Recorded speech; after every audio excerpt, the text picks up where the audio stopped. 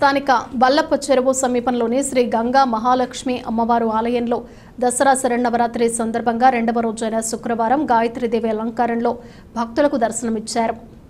దసరా ఉత్సవాల్లో భాగంగా భక్తులు మధ్యల శ్రీరామ్చంద్ 80,000 రూపాయల విలువ చేసే వెండి కిరీటాన్ని అమ్మవారికి సమర్పించారు. అన్నదానానికి ఇన్నమూరి శ్రీనివాసరావు 10,000 రూపాయలు అందజేశారు. భక్తులు అమ్మవారిని దర్శించుకుని తీర్థ ప్రసాదాలు స్వీకరించారు. ప్రతిరోజు మధ్యాహ్నం అన్నదాన కార్యక్రమం జరుగుతుందని ఆలయ పాలకవర్గ సభ్యులు పాండురంగారావు తెలిపారు.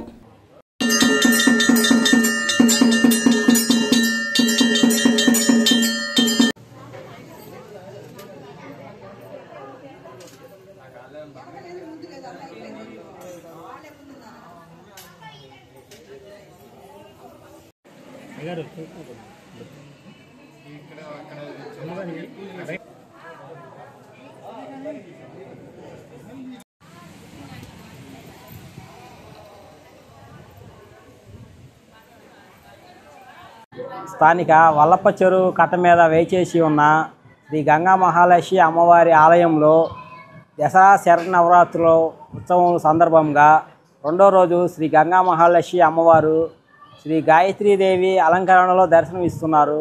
కావున భక్తులందరూ ప్రతిరోజు పాల్గొని పూజలో పాల్గొనాలని కోరుచున్నాము. కావున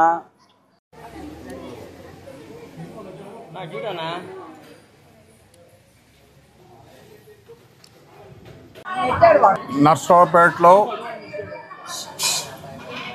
వల్లప్ప చెరువు వద్ద వేంచేసి ఉన్న గంగా మహాలక్ష్మి ఆలయంలో రెండవ రోజున గాయత్రీదేవి అలంకారంతో ఈ రోజున వెలసటం జరిగింది.